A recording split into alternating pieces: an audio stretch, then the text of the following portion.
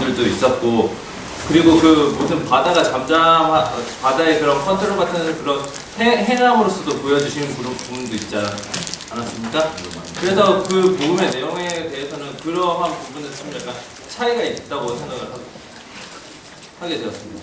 오케이, 수고하셨습니다. 자, 또 다른 팀. 4조. 그 몇 조예요? 9조. 그 예수님께서 복음을 전하신 내용이 그러니까 핵심 코어가 있다고 생각을 해요. 서로 그렇게 얘기하는데 우리가 전하는 복음의 내용이 사람들의 생각이 다 다르다 보니까 그 여러 가지로 그 해석하는 방향 같은 것도 다 다를 수가 있고, 그리고 또 그 복음을 전하는 내용이나 방법 같은 것도 서로 그렇게 사람들이 살아온 방향에 따라서 다 다르기 때문에 그게 예수님께서 보시기에 어떤 방향으로 예수님께서 보시기에 전하는 방향에 그 원래대로 따라가는 그런 그 방식이 있었고, 아니면 또 지금 많이 바뀌어서 또 그렇게 예수님이 생각하시기에 어느 쪽이 정확하게 맞는 그것까지는 잘 모르겠지만, 그래도 그 하나님께서 뭐라고 했나?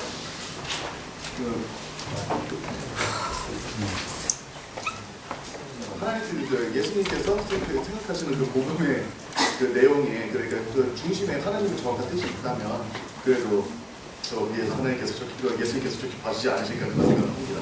예, 감사합니다. 자, 또 한 조만 더 말해볼까요? 3조. 4조는 안 된다. 예. 어떻게 갖고 어떻게 다르게가 있어서 우리가 죄를 짓고 먼저 위에 앞에 거부터 좀 해보시죠. 부분의 내용은 죄를 짓고 회개해야 된다. 회개하고 예수님이 인류를 위해 죽었고 그걸 믿으면 구원받는다. 이것이 부분의 내용이라고. 우리는 죄인이고 예. 하나님 우리를 사랑하셔서 아들을 주셨고 우리를 예수 믿으면 구원받고 구원받고 하나님의 영생을 얻는다. 백성이라고 그런 기존을 했는데 다른 자, 예수님이 전하신 복음, 예수님은 뭐라고 복음 전하셨어요? 회개하라. 때가 찾고 하나님과 가까웠으니 복음을 믿고 구원을 받아라. 그게 예수님 전하신 복음인데 복음이에요? 복음이 아닐까요? 아니, 오케이, 그거 정확하게 exactly. 예수님이 전하신 메시지가 뭐예요? 때가 찼고 회개하라, 하나님 나라가 가까웠다, 믿으라, 하나님 자녀가 되라. 복음. 근데 제 질문은 그게 과연 복음이냐? 복음의 원래 뜻은 복된 소식, 기쁜 소식. 그게 기쁜 소식인가? 구원의 길이 열렸고 우리가 용서받을 수 있는 길이 열린 것이 복음이 아닐까요? 예. 그다음, 자, 그러면 우리가 말하는 예수를 믿으면 뭐 된다라고 말하는 그것과 십자가의 또 구원의 길과 예수님이 말씀하신 복음이 어떻게 갖고 어떻게 달라요? 그 얘기를 했는데요. 네. 어떻게 갖고 어떻게 다른가 해서 기본적으로 예수님 믿고 주사람 받고 용서받고 구원받는다. 그거는 공통점이 있는데 예수님은 그것을 삶과 희생을 통해서 보여주셨고 또 제 아이들도 다 순교했기 때문에 좀 더 분명한 예시가 있었지만 우리의 삶 속에서는 그 내용과 말의 유사성이 있을지 모르지만 우리 가운데 헌신과 그걸 세상에서 보여주는 그런 부분이 좀 없기 때문에 말만 있기 때문에 그 부분에서의 차이가 있지 않는가 그런 얘기가 나왔습니다. 네, 감사합니다. 여러 가지를 종합하면 더 말씀하시고 싶으세요? 예. 보안. 예, 보안. 우리가 전하는 복음은 그냥 한국교회 흔히 얘기하는 예수 믿고 천국 가십시오 라는 걸로 이해할 수 있을 것 같고요. 예수님께서 전하신 복음은 회개하라 천국이 가까이 왔다. 그래서 앞에서 우리가 얘기한 그 복음은 약간 내세적인 개념이 강하다면 예수님께서 말씀하신 복음은 내가 회개하고 하나님의 나라가 임하는 것을 누릴 수 있다는 약간 현세적인 개념이 강합니다. 우리가 보는 저는 복음은 상당히 좀 내세 중심. 예수님은 좀 현실적, 현세 중심 메시지 차이가 좀 있더라. 또 아까 내세적 가치, 그 다음에 또 이게 대응하는 걸 뭐라 그러셨어요? 자원, 예, 예. 또 어디가 어떻게 다른가? 예, 저기. 그 내용이 전반적으로 같은데 다만 차이는 예수님은 내가 하나님 나라의 시작이고 우리는 그때 오실 그분이 시작이다 라는 것만 다른 것 같습니다. 내가 하나님 시작이고 그다음 우리가 전한 복음 근데 그래 본질적으로 같다. 예, 오케이. 자 그런데 우리가 전하는 복음 진짜 복음이에요? 사람들이 예수 천당하면 기뻐해요? 진짜 복음이에요? 실제로 억눌린 자, 가난한 자, 외로운 자, 병든 자, 고통받는 자에게 죄로 고통하는 자에게 그 죄 사함의 길을 제시해주면 정말 기뻐할 거예요. 오케이. 그 복음이 될 수 있습니다. 불행히도 배부른 자, 들다신 자한테는 그게 뭔 복음이야 할 수 있겠죠. 자, 그런데 예수님이 전하신 복음의 내용, 회개하러 하나님에 가까웠다. 우리한테 복음이에요? 기쁜 소식이에요? 천국 간다. 빨리 죽는다. 나 싫어. 주기도문에서 맨날 나라가 임하옵시며 라고 맨날 기도를 하지만 속으로는 하나님 나라 가기 싫어요. 그래서 좀 더 살다가 자, 우리는 그렇다 치고요. 우리한테 문제가 있으니까 예수님 당시에 예수님의 그 메시지가 복음이었을까요? 기쁜 소식이었을까요? 기쁜 소식이었을까요? 그 당시 이스라엘 사람에게는 어떻게 보면은 예수님께서 오심을 그 실제적인 그 로마 시대에 군림당하고 있는 이스라엘 사람들을 정치적으로 해결할 수 있는 구세주로 봤기 때문에 어떻게 보면 하나의 복음으로서 그러니까 좀 다른 방향의 복음이지만 그런 방향의 복음으로서 나타나지 않았을까 생각이 듭니다. 예. 그 말씀. 예. 네, 그 부분에서 예를 들어서 아까 전에 보여주셨던 PT에서는 인간이 타락하고 구속하고 그리고 그 완성의 과정이 있잖아요. 근데 그 부분에 대해서 그 구속이라는 부분에 대해서 예수님께서 그 죄진 저희들과 그리고 하나님과 이전에 예수님께서 말씀하셨던 부분이 내가 길이요 진리요 생명이니 나로 말미암지 않고는 아무도 아버지의 나라를 임할 자가 없다고 이렇게 말씀을 하셨잖아요. 그냥 그 길이 되신 분이 예수님이시기 때문에 그거는 복음이라고 저는 생각합니다.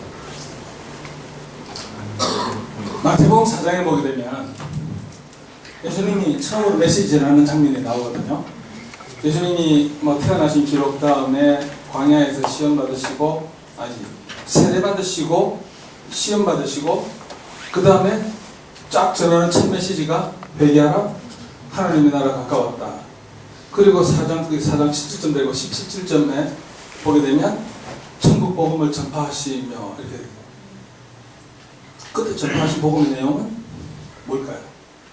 그리고 끝에 마태복음 4장 17절에서 예수님이 전파하신 복음의 내용은 무엇일까요? 그 다음에 그 복음이 그게 아까 말 회개하라 하나님 나라 가까웠다 그 내용인데 그 메시지가 왜 이스라엘 사람들에게는 기쁜 소식이었을까? 그래서 사람들이 몰려들었잖아요. 그때 그 말을 듣고 사람들이 예수를 누구로 알았어요? 메시아로 알았잖아요. 그죠? 백성들이 왜 호산나 하면서 예수를 종려주일날 환영을 했을까요? 그 사람들에게 이스라엘 사람들에게 하나님의 나라란 무슨 의미였을까요?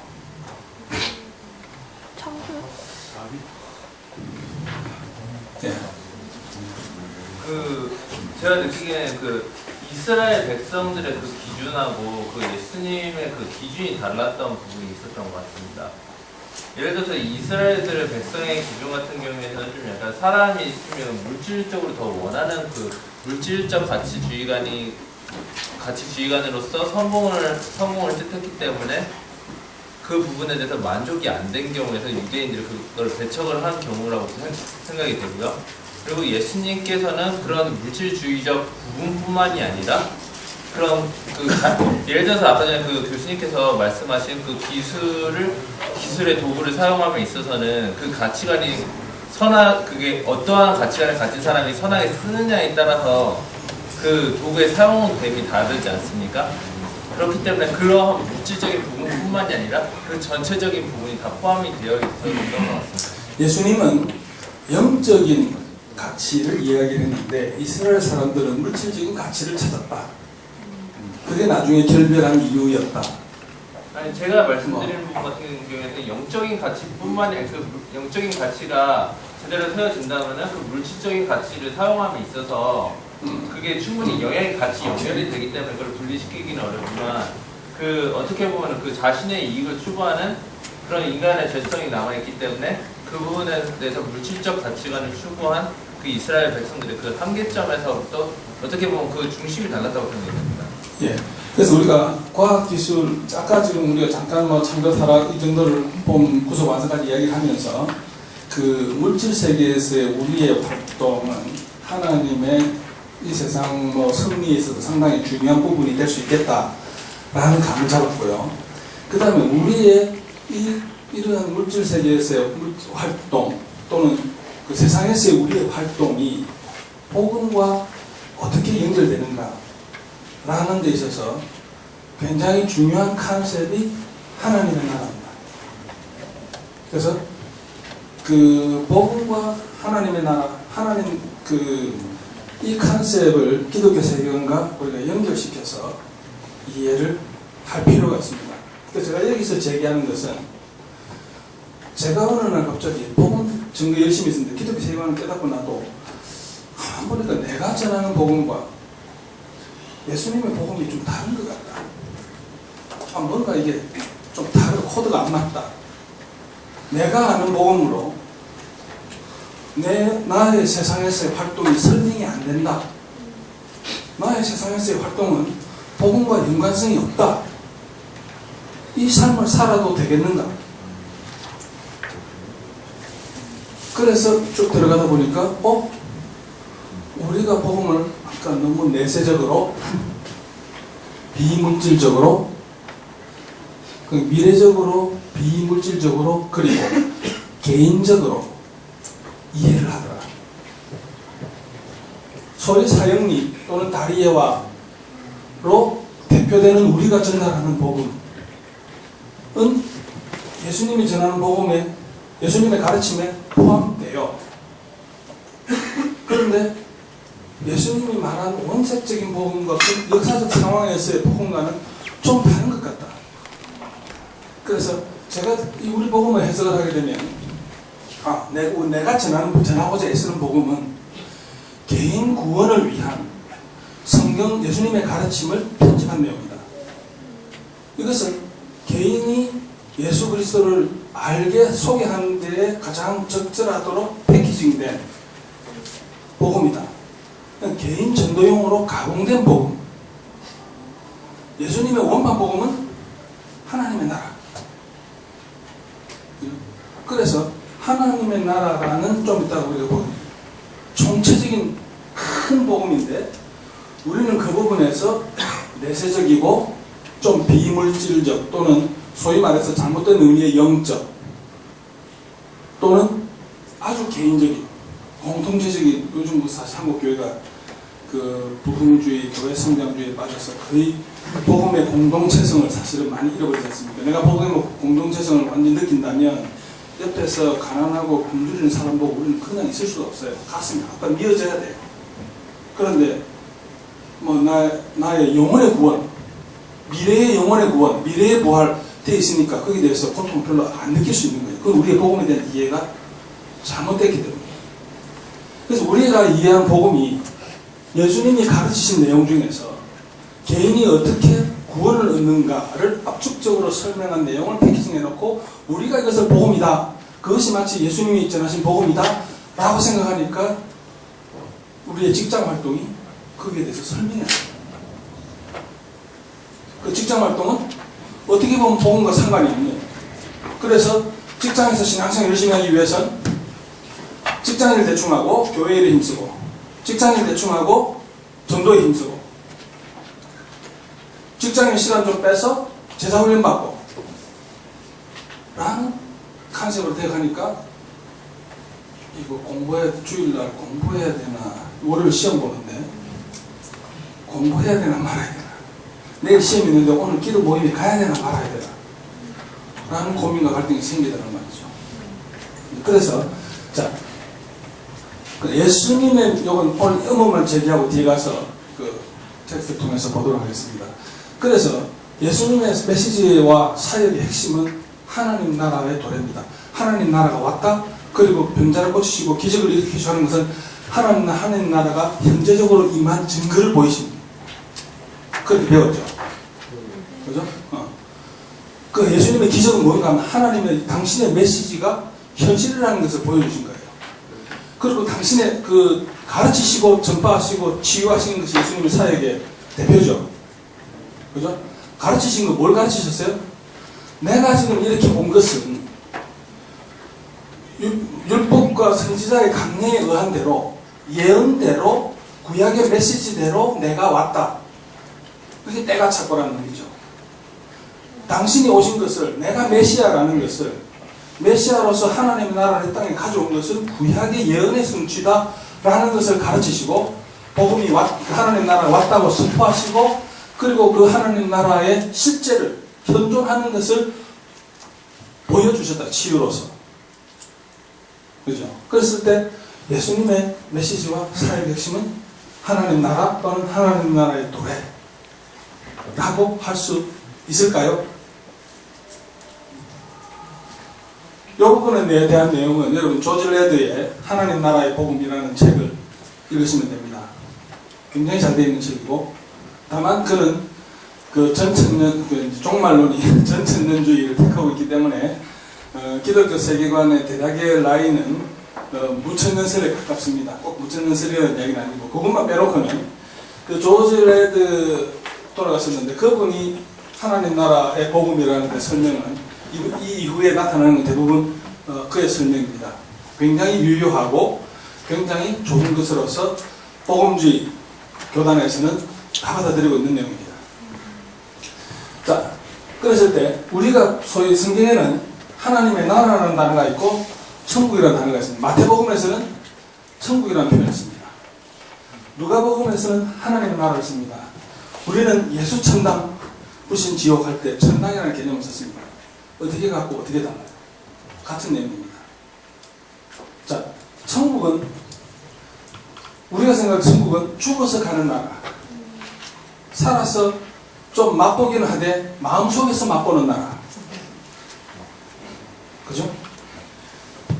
그게 누가복음에서 이야기하는 하나님의 나라의 개념인가? 사도행전에서 말하는 하나님 나라의 개념인가? 바울이 이야기하는 하나님 나라의 개념인가? 우리가 이해하는 천국의 개념과 텍스트에 나타난 나라의 개념은 좀 다르다. 문제는 이 천국의 개념이 상당히 영지주의적으로 해석해서 사용한다. 비물질적, 비현실적, 아까 내세적, 상당히 추상적인 눈에 보이지 않는 타치되지 않는 것, 그리고 현대 교회 병폐 개인주의적. 성경은 그런데 이 킹덤 오브 갓이나 헤븐의 킹덤은 같은 단어다. 정확하게 똑같은 단어다. 그런데 왜 마태복음에서는 천국이라고 썼고 여기서는 킹덤 오브 갓이라고 했을까요? 마태복음은 독자가 유대인입니다. 유대인은 갓이라는 단어를 입에 못 올립니다. 그래서 헤븐의 킹덤이라고 했습니다. 이 헤븐이 스카이를 의미하는 게 아닙니다. 하나님의 임재를 임하는 겁니다. 하나님을 의미하는 겁니다. 그죠? 그래서 누가복음은 이방인들에게 쓰는 편지니까 하나님의 나라라고 했습니다. 같은 거예요. 이그젝트리. 금방 그러한 우리의 좀 영지주의적인 천국의 개념을 잘 표현한 단어가 천당입니다. 이 천당은 물질세계, 현존한 하나님의 창조세계에 있는 거로 생각하지 않습니다. 이거는 별도의 세계. 지금의 이 우주와 다른 그런 개념을 좀 갖고 있지 않나요? 그래서 그거를 태클하기 위해서 제가 질문이 이겁니다. 우리가 천국으로 갑니까? 아니면 하나님의 나라가 이 땅에 임합니까? 하나님의 나라가 이 땅에 임합니다. 우리 주기도문에서는 뭐라고 고백하죠? 나라가 임하시고 Thy kingdom come. 그죠? 그런데 우리는 이렇게 생각하죠. 어느 게 성경적일까요? 둘 다. 아니, 이건 제가 약간 좀 천국이라 다운표 칠게요. 다운표 치면, 이거 치면 뭔가 좀 안 좋은 의미. 제가 영적이라고 이렇게 해놓은 거는, 요거는 좀 우리가 잘못 쓰고 있는. 천당으로 바꿀까요, 그럼? 보통, 우리가 천국으로 이따 떠나서 저로 간다라고 믿어요. 그거는 예수님이 말씀하신 복음을, 하나님 나라를 축소해서, 소위 말하는 천당은 하나님 나라의 일부입니다. 하나님 나라의 미래적 성분, 비물질적 성분을 우리가 천당이라고 이야기한다고. 그렇지만 하나님 나라는 질병이 하나님, 질문 드릴게요. 하나님의 나라, 천국에, 하나님의 나라에 배고픔이 있어요, 없어요? 목마름이 있습니까, 없습니까? 질병이 있습니까, 없습니까? 그죠? 슬픔과 애통함과 고통과 죽음과 두려움과 미움과 이런 것들이 없어요. 그 대신에 있는 것은 사랑과 정의와 평화와 평강과 기쁨과 즐거움과 생명과 그 다음 거기에 풍성함과 번영함이 들어갑니까, 안 들어갑니까? 하나님의 나라에, 성경적인 하나님 나라의 개념에 풍요로움은 들어갑니까, 안 들어갑니까? 우리는 그거 빼거든요. 그거 빼버리면 굉장히 복음, 편한 복음 됩니다. 다시 말하면 복음에서 그러한 배고픔이 없고 목마름이 없고 그러한 하나님의 나라의 개념이 복음에서 빠지면 배고픈 자에게 네가 죽으면, 예수 믿고 죽으면 천국에서 배고픔이 절대로 없다. 그런 복음을 전하기는 수월하죠. 그런데 그 복음이 하나님의 나라에는 배고픔이 없다라는 걸 안다면 우리가 배고파서 죽어가는 자에게 어떤 복음 전할 거냐? 예수님 같았으면 굶주리는 자에게 가서 뭐라고 복음 전할 건가? 다시 말하면 어떤 하나님의 나라를 그 친구한테 제시할 건가라는 거죠. 그래서 복음을 우리가 소위 말하는 사역률을 대표되는 개인 전도용 미래적 천국의 의미를 담은 그런 메시지를 가지고 있으면 선교, 전도, 기도 굉장히 편하고 수월해요. 그래서 쉽게 부응합니다. 그런데 그 복음에 병든 자, 병이 없고 목마름이 없고 고통이 없다라는 것을 포함하면 복음이 상당히 해배해지거든요. 목마른 자에 가서 어떤 복음 전할 거예요? 이게 뭔가 어디 보면 썩을 물밖에 아프리카에 가보게 되면 그냥 그 짐승똥이 쓰는 빨래 한 물을 또 떠서 마셔요. 왜냐하면 물이 그것밖에 없으니까. 그렇게 마시고는 오래 못 살아요. 금방 배탈 나고 애들 같은 배탈 나고 병 나고 죽고. 그 물 안 먹으면 목마르니까. 거기 가서 우리는 어떤 복음 제시할 건가? 그때 그 친구에게 제시해야 될 복음은 도대체 어떤 건가라는 거죠. 그래서 그 다음에 이 하나님 나라를 구한다는 것은 무슨 의미인가? 이 킹덤이라는 단어 뒤에 가서 보면 설명할게요.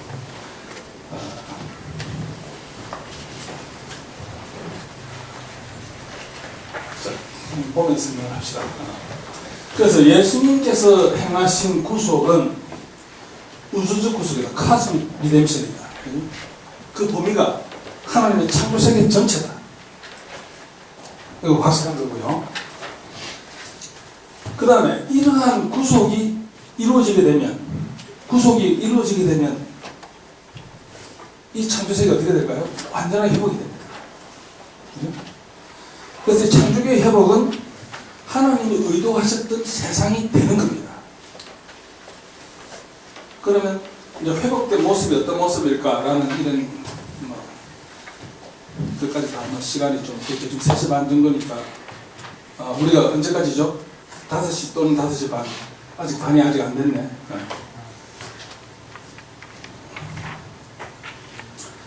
그래서 예수 그리스도께서 이 구속하는 것은 창조기 회복이라고 얘기할 수 있고, 그것을 다르게 이야기하면은 하나님 나라가 이루어지는 것입니다. 하나님의 나라가 완성되는 것. 아까 앞에 표현으로 말하면 하나님이 이 세상을 창조하실 때에 가지셨던 비전과 계획이 완성되는 겁니다. 그래서 예수님이 그 전하신 복음은 구약의 예언자들이 전했던 메시지입니다. 한 선지자가 와서 그 나라를 회복할 것이다라는. 그래서 구약에 보게 되면 구약이 구약이잖아요. 오래된 약속이잖아요. 무슨 약속이요? 예수님이 오실 거라는 약속. 메시아가 와서 이스라엘을 회복할 것이다. 예수님이 하신 이야기가 내가 그 사람이다. 내가 하나님 나라 가져왔다. 그래서 일으키고 세우시고 치유하시고 다스리죠. 그러니까 예수님이 전한 복음은 어느 날 2000년 전에 생겨난 복음이 아니고 창조 이래로 하나님이 예언하셨던 복음. 가장 최초의 복음이 어디 나타납니까? 창세기 3장 15절에 여자 후손이 뱀의 머리를 친다. 원시복음, 최초의 복음이죠. 그때부터 그 다음에 이사야 선지자 예레미야 쭉 선지자를 통해서 이스라엘이 어떻게 회복될 것이다 라는 것이 나와 있고, 내가 그 사람이다. 그때 구약에서 이야기했던 하나님의 나라는 어떤 나라일까요? 미래적일까요? 현세적일까요?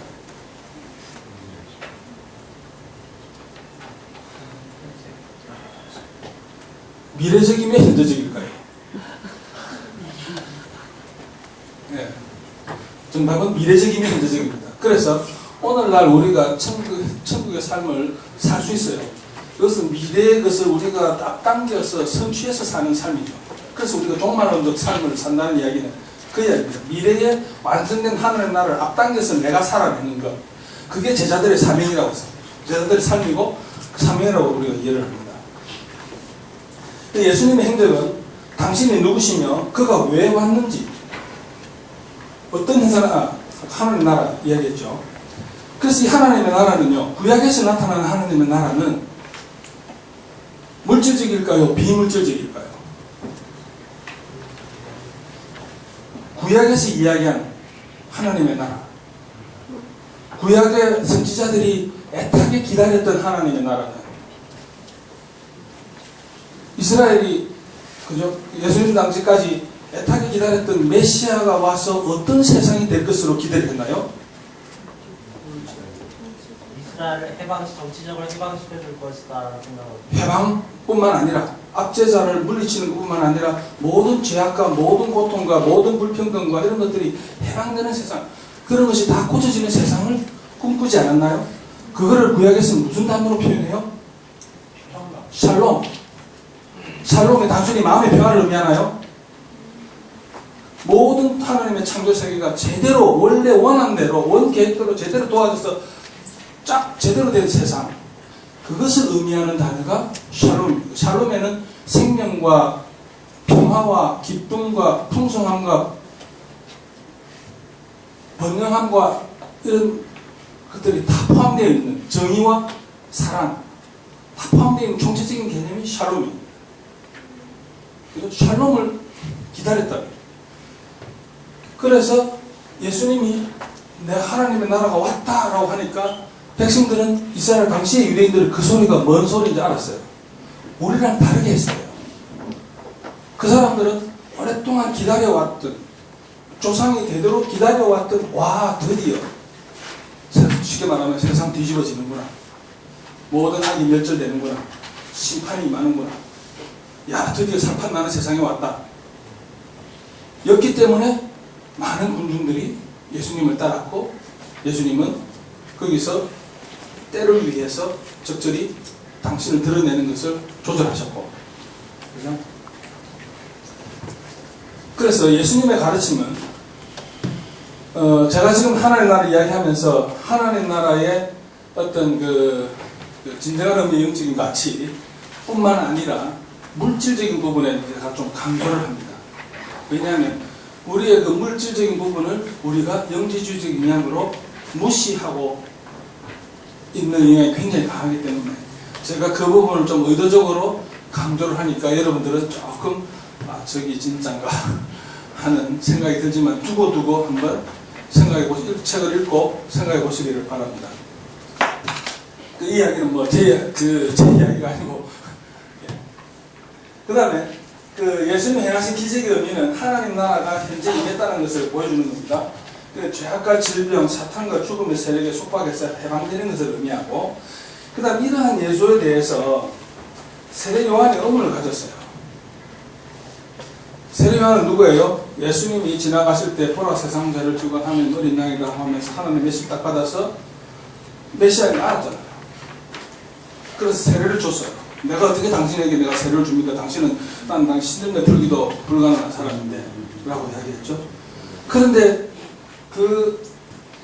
요 뒤에 가면 있을 텐데요. 여기 있나?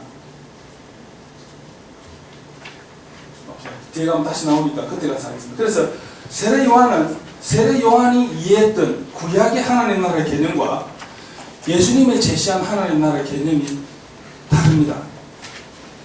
그죠? 그래서 세례 요한은 그때 자기가 감옥에 있을 때에 제자를 보내가지고 예수님한테 오실 그 사람이 당신 맞습니까? 아니면 우리가 다른 사람을 또 기다려야 됩니까? 그 이야기는 뭐예요? 내가 이해하기로 당신은 분명히 메시아인데 나는 그렇게 하나님한테 메시지 받았는데 보니까 아니네. 메시아가 왔으면 세상이 확 뒤집어져야 되는데 안 뒤집어지네. 당신은 아닌 것 같습니다. 다른 사람 기다릴까요? 라는 의문을 보냈죠. 거기에 대한 예수님의 답은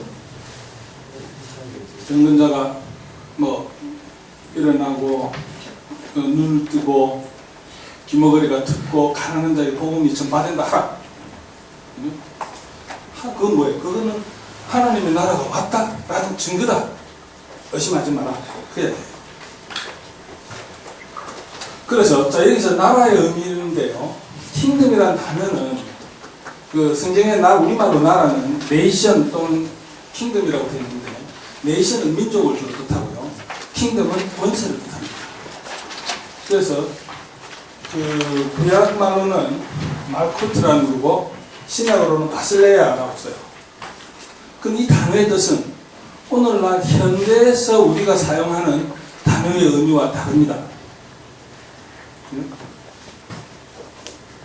그래서 보통 우리는 나라라 그러면 구성요소, 영토, 주권, 국민 이 세 가지를 생각하는데 성경 기록 당시에 쓰여졌던 킹덤이란 말쿠트나 바실레아라는 단어는 주권의 의미에 더 강합니다.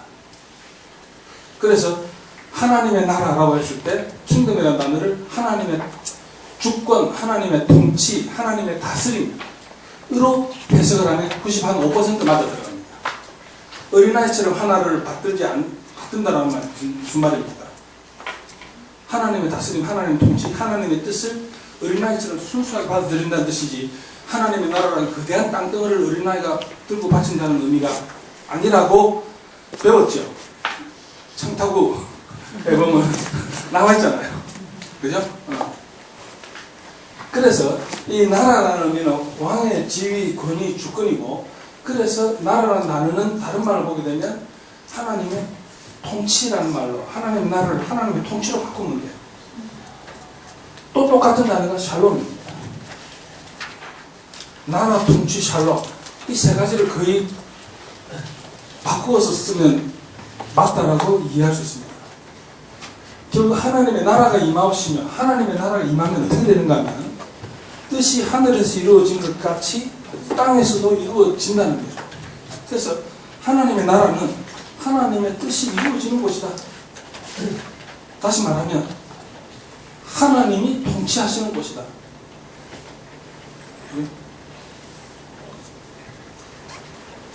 그래서 하나님이 통치하시는 하나님의 뜻대로 모든 세상이 돌아가면 어떻게 되느냐? 샬롬이 넘친다. 그 샬롬은 하나님과의 관계, 이웃과의 관계, 자연과의 회복 관계. 그죠? 그렇게 되면 우상, 가난, 질병, 무지, 억압, 죽음으로부터 해방이 들어간다. 이게 성경에서 이야기하는 하나님 나라의 모습이다. 그죠? 유대인들은 당시에 이런 하나님의 나라의 개념을 가졌다.